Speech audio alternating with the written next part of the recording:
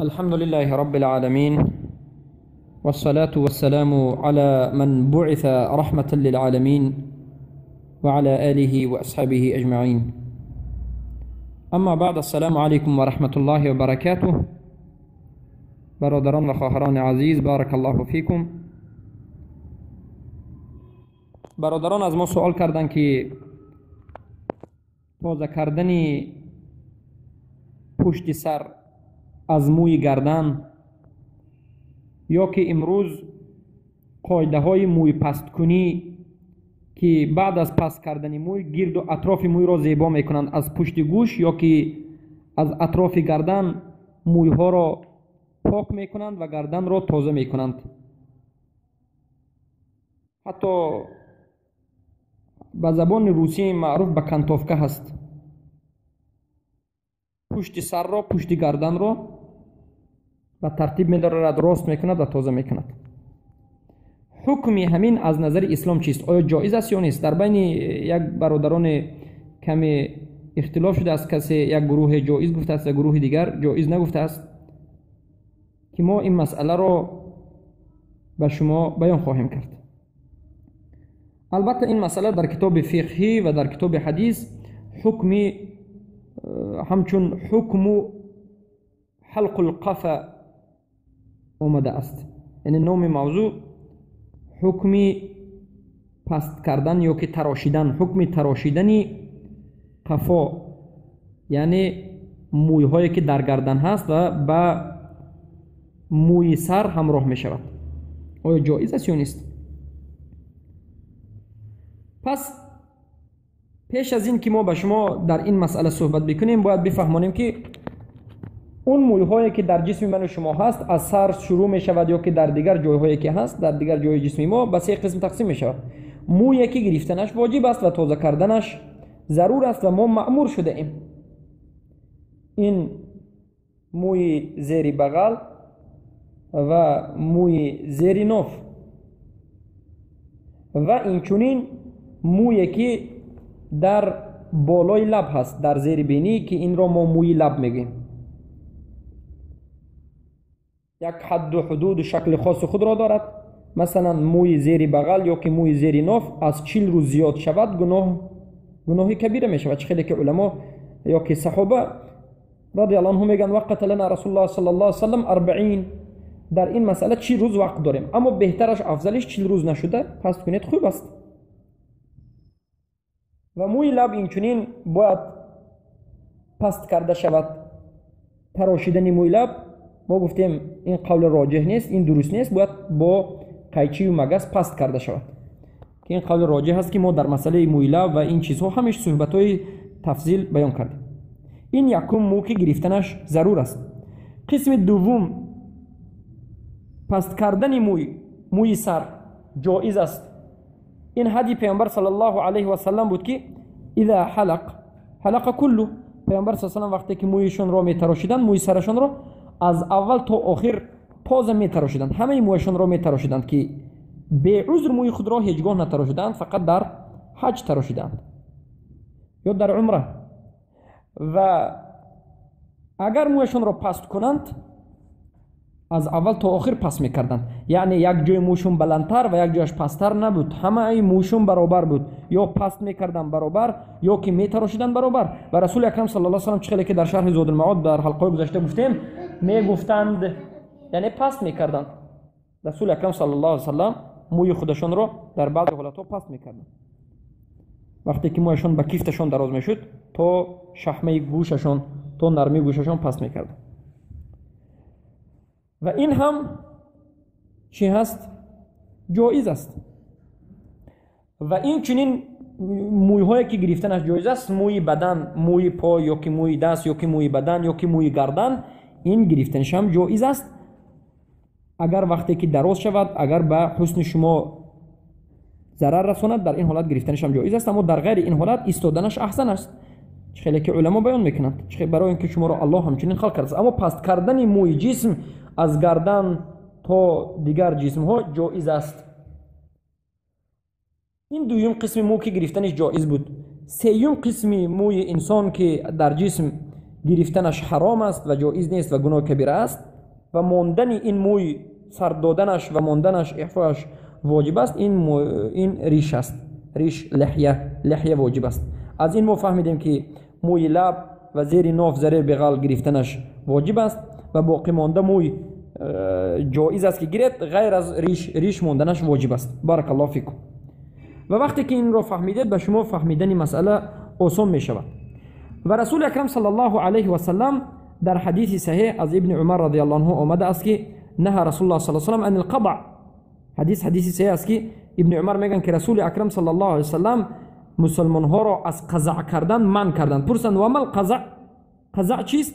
نافع شاگرد ابن عمر در دوام این حدیث روایت کننده خودشون میگن که ای یحلق رأس الصبی بعض رأسه و یترک بعض، یعنی بعضی از سر انسان را تراشد و بعضی باقی مانده مویش را ماند. این حرام است و این جایز نیست و این را رسول اکرم صلی الله علیه و سلم نهی کردند. به مانند اینکه در تاجیکستان در زمانهای پیشتر می دیدیم که یک کودک را سرش را کامل می تراشند و در فرق سرش موی می گذارند، یا که در مابین سرش نیاز می گذارند، یا که امروز ماده ها برآمده است که پشت سر را می تراشند، پیش سر را می مانند فول باکس کردن، یا که پیش سر را تراشدن عقبش را ماندن، یا که گرد سر را تراشدن در بالش ماندن. این همه نمودهای این جایز نیست و حرام است. بعضی سر را تراشدن و بعضش را ماندن جایز نیست. اما مسئله ما امروز در مسئله موی را گرد و اطرافش را کانتوفکا کردن و تازه کردن و موی گردن را تازه کردن آیا جایز است یا نیست؟ اکنون به مسئله آمدیم تا که شما خوب فهمید کمی این طور وسیع کردیم که در این مسئله معلومات بگیرید. برادران عزیز بارک الله فیکم، در این مسئله علما گفتند که این حلق القفا اذا كان يقصد به ان يرفع في الحلق، اگر میگند علما هر کسی که موی گردنش را تازه میکند کانتوفکا میکند این طور تازه کند که حتی موی سرش را هم کمی بگیرد و کمی تراشد و تازه کند از اول موی سرش، یعنی از پشت سر از گردن حتی کمی موی سرش را تراشد و تازه کند و راست کند، در این حالت جایز نیست. به یگان شک این حرام است و این از جمله قضعی که رسول اکرم صلی الله علیه و سلم ما را نهی کردند. یعنی موی سر را کانتوفکا کردن معنیش این نیست که شما یعنی موی گردن را کمی تازه کنید و بعد از این موی سر را هم کمی تازه کنید.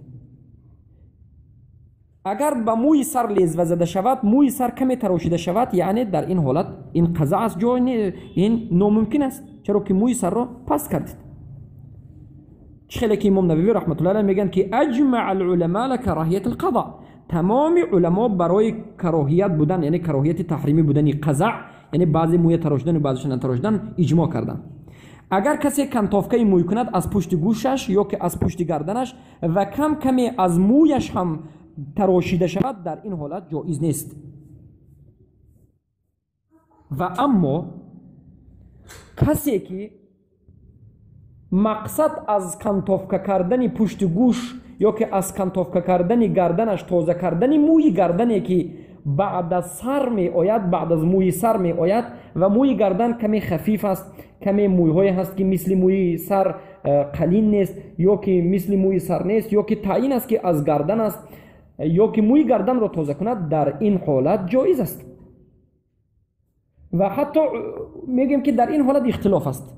البته قول راجحی که ما میگیم جایز است، اما در این حالت اختلاف است. اختلاف در بین علما شده است. علمایی که جایز میدونند به مانند محمد ابن عبدالبر، ابو عمر ابن عبدالبر که صاحب کتاب تمهید یا که صاحب کتاب استذکار که شرح حدیث امام مالک یعنی حدیث کتاب موطا را شرح دادند. تمهید یعنی شرح امام موطا، امام مالک کتاب موطا است. در اینجا محمد ابن عبدالبر میگن که کسی که موی قفای خود را یعنی تازه میکند، گردن خود را تازه میکند، مقصدش تازه کردن مویهای گردن باشد، در این حالت جایز است. اما موی گردن را تازه کند و کمی از موی سرش را هم تازه کند، در این حالت جایز نیست. موی گردن را تازه کنید و موی سر را از گردن جدا کنید، سر را در جای خودش گذارید و گردن را تازه کنید، جایز است. برای که ما گفتیم غیر از ریش دیگر مویهایی که در بدن هست گرفتنش جایز است. جایز است یعنی پس کردنش جایز است، باکی ندارد. و این چنین دیگر علمای در این مسئله جایز دانستند، به مانند علمای عصر گذشته شیخ ابن عثیمین رحمت الله علیه موی گردن را گرفتنش را جایز دانستند، یعنی کانتوفکا کردن اگر غلو نکرده به سر، به موی سر نرسیده کم کمی گردن رو از سر جدا کنید، در این حالت جایز است. خیلی که امروز بعضی از برادران یا که خودی بنده استفاده میکنه. اما کانتوفکا رو به غلو رسانیدن و حتی موی سر رو هم کمی گرفتن و به حد سر در آمدن جایز نیست که این معروف است.